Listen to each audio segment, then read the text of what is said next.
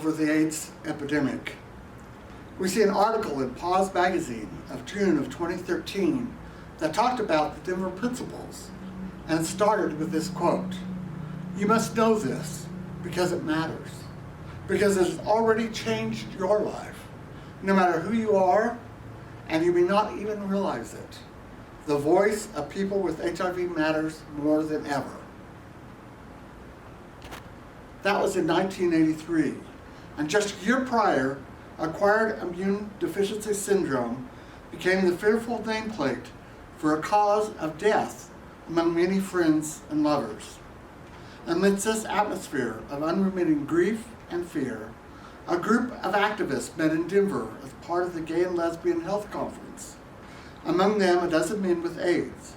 Among their number was Michael Callan of New York City and Richard Berkowitz, known as the Safe Sex Architect, and they were about to do something that would change the response of AIDS forever, and healthcare in general forever. As the conference drew to a close, the activists asked to address the attendees, rather than having a report presented about the state of the AIDS crisis. They wanted to speak for themselves. Now, if the word empowerment hadn't been part of the healthcare lexicon, it was about to be.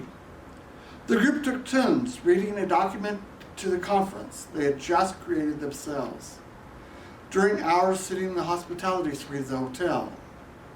It was their Bill of Rights and Declaration of Independence, all rolled into one, and it would be known as the Denver Principles.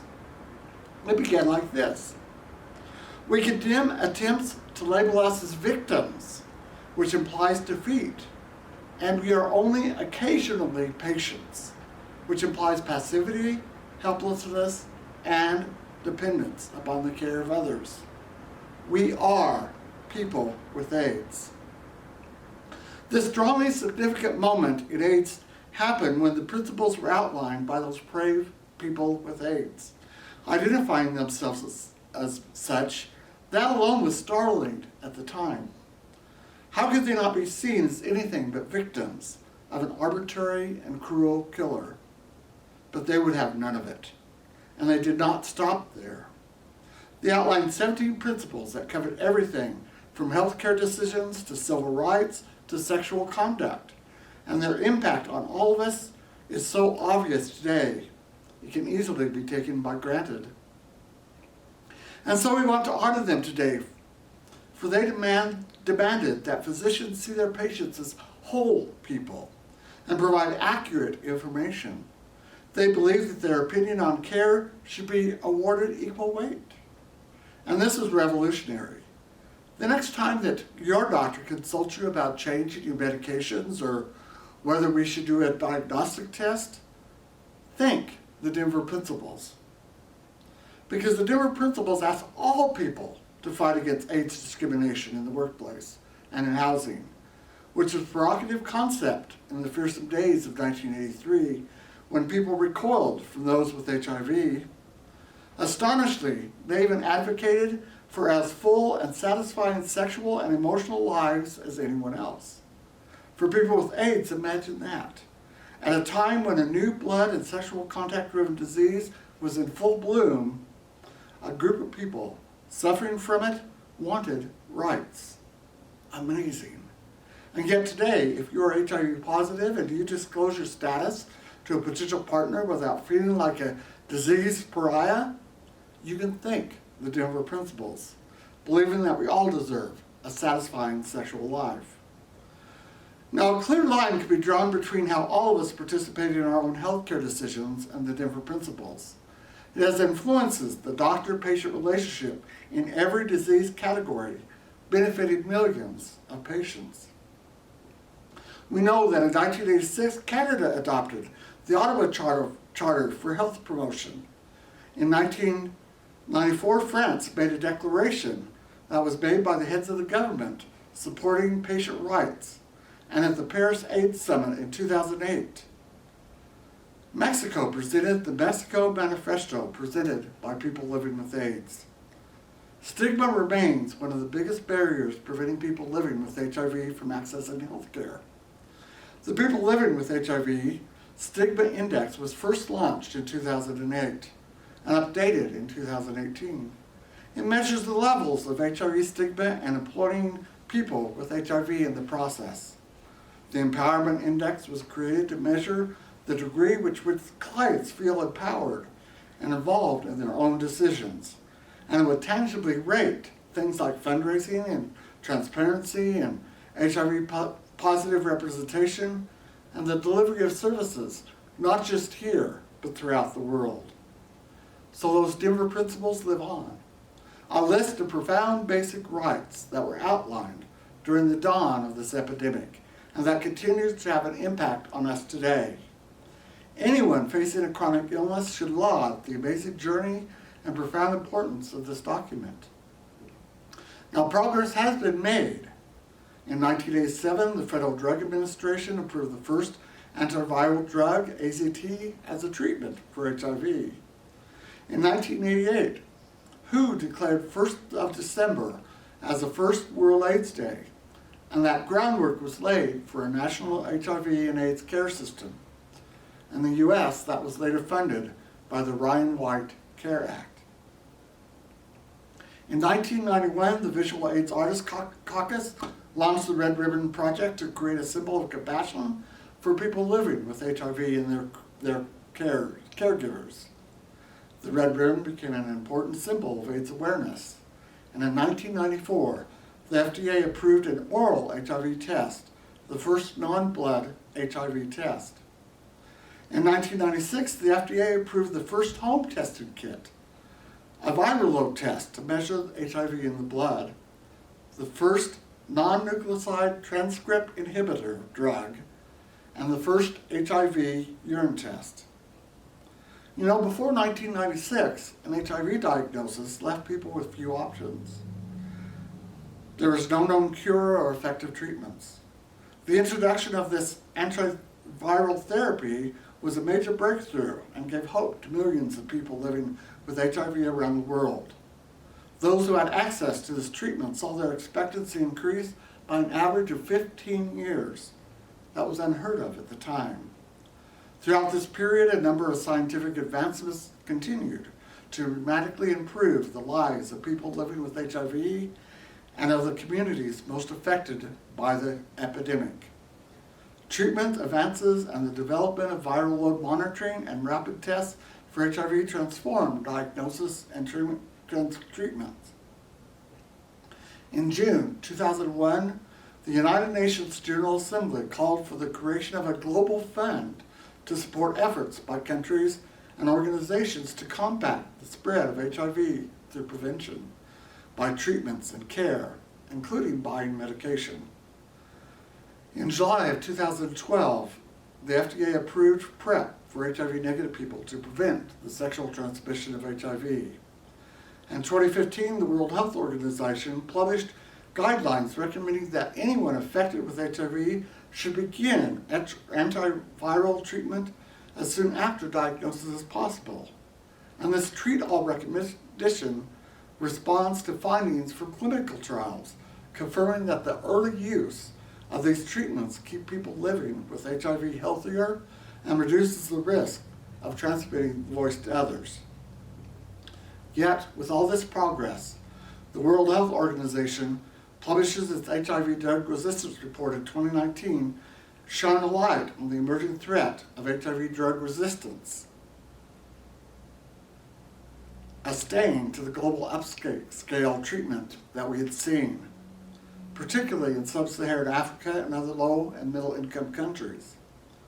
And also in 2019, a primary result from the largest community randomized trial of universal HIV test and treatment status are published. It was called the HPTN 071. Surprisingly, despite viral suppression across the board, there's sufficient ongoing transmission. That means treatment alone is unlikely to end the epidemic in the highest and prevalent areas of our society. So let's hear from Dr. Kleiner where we are moving, where we are going forward.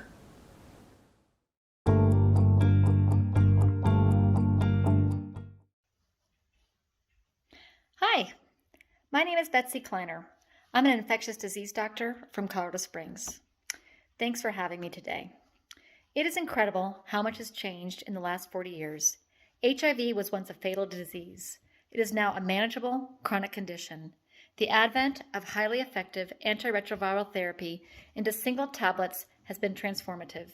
New drug classes are highly effective, well tolerated, and have very few drug-drug interactions. These significant milestones have made for a radical change in the lives of people living with HIV. New and exciting medications are on the horizon. Currently, there are monthly injectable medications for the treatment of HIV. I suspect that these monthly treatments will continue to evolve and become less invasive with time and will likely expand to monthly preventative options for the prevention of HIV. We have made astounding discoveries in HIV prevention. While we do not have a vaccine, pre-exposure prophylaxis, or PrEP, that was initially introduced in 2012 is rapidly expanding in the last few years. PrEP is highly effective and helps every individual have the opportunity to control their own sexual health. We also know that the treatment of those living with HIV is our best prevention. The idea that an undetectable viral load means untransmissible virus is transformative and means that everyone that takes that brave step in getting tested and treated is helping the entire community. While there may still be a stigma in some communities surrounding HIV, I believe that those walls are falling.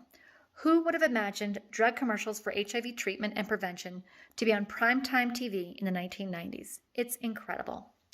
As our world continues to evolve, I hope that our communities continue to provide an environment where all, no matter what sex, race, sexual preference, or spoken language, can thrive. Many challenges still exist. We must continue to be aggressive in testing and diagnosis to keep ourselves and our communities healthy. I believe that one of the greatest challenges is access to health care. Providing easy access to testing, treatment, and excellent health care remains difficult for many communities. Thank you for our communities, our advocates, and most of all you. Together we will continue to move forward with great success. Thanks.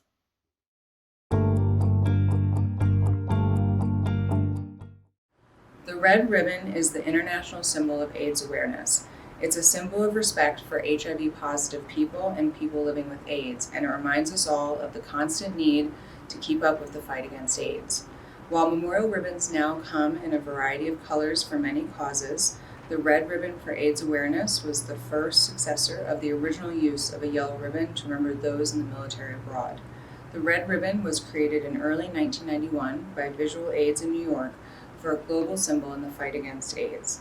It stood as a symbol for tolerance and solidarity with those people living with HIV and AIDS who were so often discriminated against by the public. The red of these ribbons represents love, a symbol of our passion and acceptance towards those affected. The red of these ribbons represents our pain for the loss of so many over the decades. The red of these ribbons represents our anger about the inequity and the disparity of testing and treatments, and our sadness about a lack of a cure. The red of these ribbons represents a message to the world that we will never give up hope and never stop fighting. We wear these ribbons to remember those we've lost, in solidarity with those who currently live with HIV and AIDS, as a reminder of the work still to be done, and with hope of a better world in the future.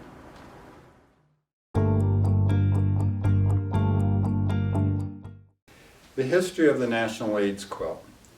In June of 1987, a small group of strangers gathered in a San Francisco storefront to document the lives they feared history would neglect. Their goal was to create a memorial for those who had died of AIDS, and to thereby help people understand the devastating impact of the disease. This meeting of devoted friends and lovers served as the foundation of the NAMES Project AIDS Memorial Quilt. Today, the quilt is a powerful visual reminder of the AIDS pandemic. More than 50,000 individual 3x6 foot memorial panels, each commemorating the life of someone who has died of AIDS, have been sewn together by friends, lovers, and family members. This is the story of how the quilt began. The quilt was conceived in November of 1985 by longtime San Francisco gay rights activist Cleve Jones. He created the first panel to the AIDS Memorial Quilt in memory of his friend, Marvin Feldman. In June of 1987, Jones teamed up with Mike Smith and several others to formally organize the Names Project Foundation. Public response to the quilt was immediate. People in the U.S. cities most affected by AIDS, Atlanta, New York, Los Angeles, and San Francisco, sent panels to the San Francisco workshop. Generous donors rapidly supplied sewing machines, equipment, and other materials, and many volunteered tirelessly. On October 11, 1987, the quilt was displayed for the first time on the National Mall in Washington, D.C. During the National March on Washington for Lesbian and Gay Rights, it covered a space larger than a football field and included 1,920 panels. 500,000 people visited the quilt that weekend. In October of 1988, when 8,288 panels were displayed on the ellipse in front of the White House, celebrities, politicians, families, lovers, and friends read aloud the names of the people represented by the quilt panels. The reading of names is now a tradition followed by nearly every national quilt display. The Names Project was nominated for a Nobel Peace Prize in 1989. The last display of the entire AIDS Memorial Quilt was in October of 1996, when the quilt covered the entire National Mall in Washington, D.C. The 1,000 newest blocks, those blocks received at or since the October 1996 display, were displayed the weekend of June 26, 2004 on the ellipse in Washington, D.C.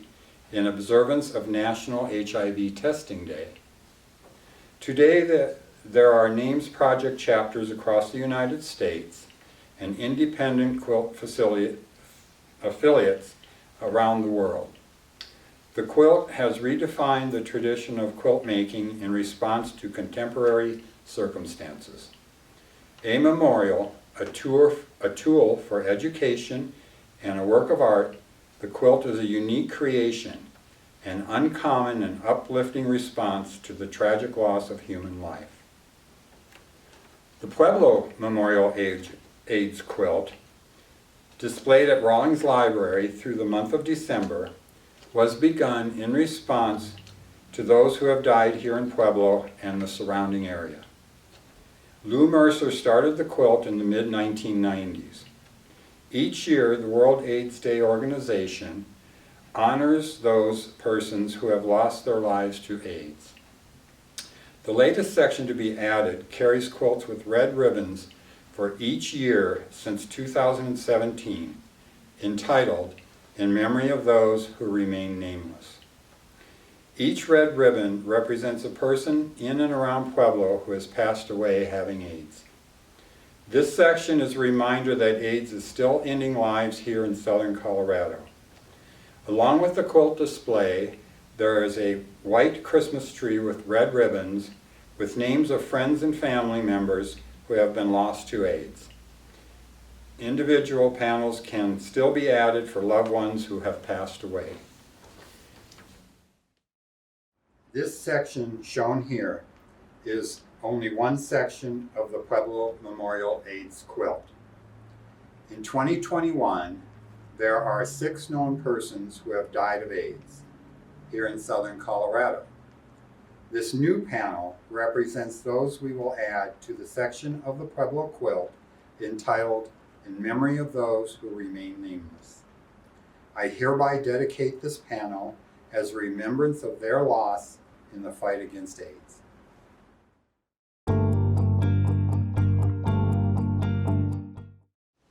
Hi, I'm Lizzie Sedapani. I work at Southern Colorado Health Network and I'm our Prevention Outreach Coordinator.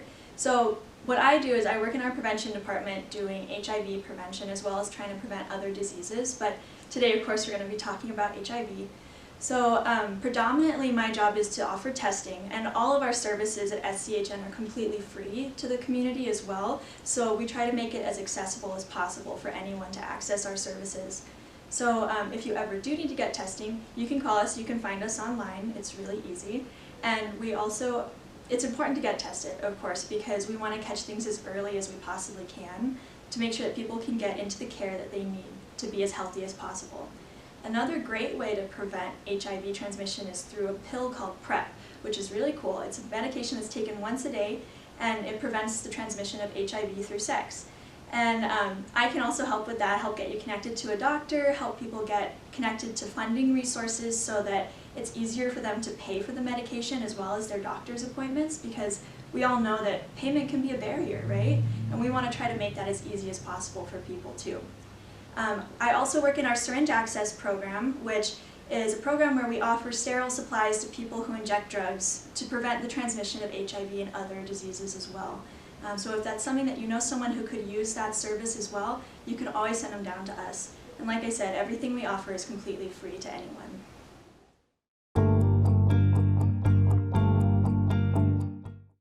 We have come this far by faith, with hope, one another, love, life, something larger than ourselves, healing and medical miracles, with a faith in tomorrow. As we gather today, let us know that we do so in the presence of those who have gone before us, those who are living life today to its fullest, and those who shall carry the torch into tomorrow. So as gathered tonight, let us remember to live. May we be blessed by one another. Another year's passed without a cure, and here we are again, with the grace still to say thanks for this fragile and wonderful gifted life, the confidence still to seek healing, the courage still to call the names and recall the faces of those who's gone from our sight, the faithfulness to remember the promises we have made to others, the maturity to dispose in intolerance and yet pray for the intolerant, the compassion still to create a welcoming place for those living with HIV and AIDS and their family and friends, the vision still to lead away into the future and the promise of hope. We light this candle in remembrance of the millions of people who have died of AIDS-related conditions. We especially remember those who have died in our midst, our fathers, mothers, brothers, sisters, friends and colleagues, employees and neighbors. In many cases, we might even have known the cause of their death. But we light this candle for the million of people in our world who are living with HIV. We specifically also light this candle for those of us in the community who are living with HIV and for their loved ones. We light this candle to keep the light on HIV, especially for those of us who have become weary of the topic, and even more for those of us who still think that HIV is not the concern of our community. So let us continue to live life and work to bring hope and reconciliation to a world with HIV.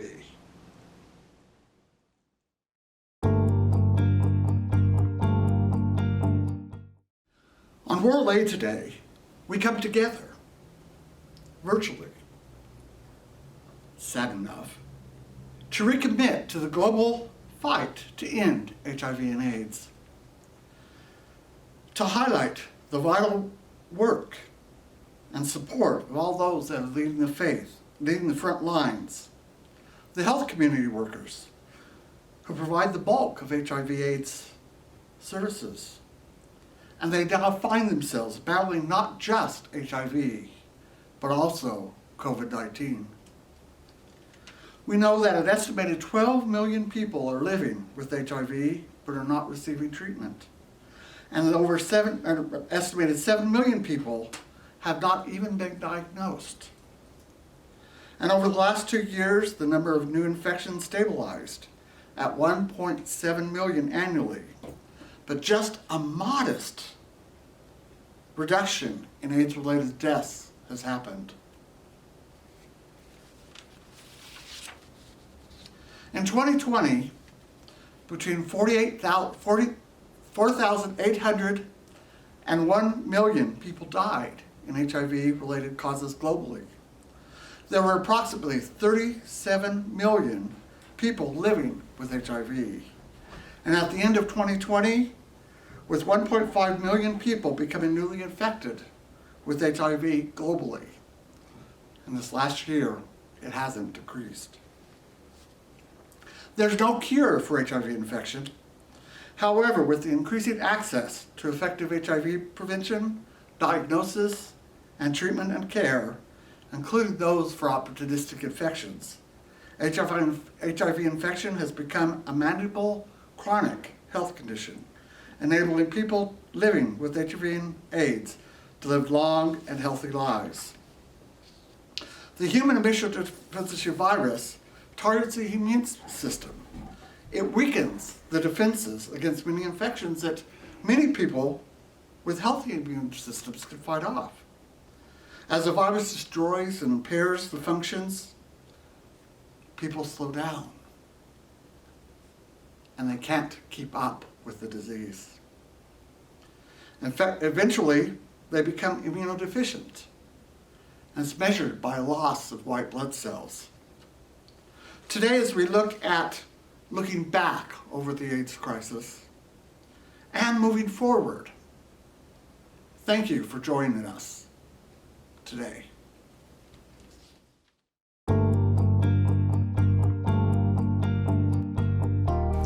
Hello, I am Teresa Martinez, and with my colleague Gabby Morales, we both work at Southern Colorado Health Network. We would like to thank each of the agencies involved in making this film. As we close this year's World AIDS Day celebration, we look back to honor and remember the work, the sacrifices, and the lives of all the beautiful people who are affected by HIV. We honor them by continuing the work, the collaboration with the community and with agencies. Move forward with commitment of services for those who are affected or infected by the virus. It takes a village to be able to move forward, and for that we would like to recognize the following agencies. Pueblo Community Health Center for providing access to medical care, and to the EIS program coordinators Renee Taylor and Maria Mungaray, to the case managers Rebecca Quintana, Joanne Groves, and Bernadette Lujan, and especially to Dr. Mark Schwartz. And also we'd like to include in that Jennifer DeRoot, electronic media specialist for Pueblo Community Health Center. Pueblo City County Library for always providing a place and displaying our quilt. Parkview Medical Center, especially Dr. Kylie Schultz. We would also like to thank one of our own, Lizzie Sidapini, who works as an outreach coordinator in our prevention and testing program at Southern Colorado Health Network. And lastly, we would like to say a special thanks to those individuals who year after year continue to participate and help with the planning of World AIDS Day, John Mark Hield and Art Singelis.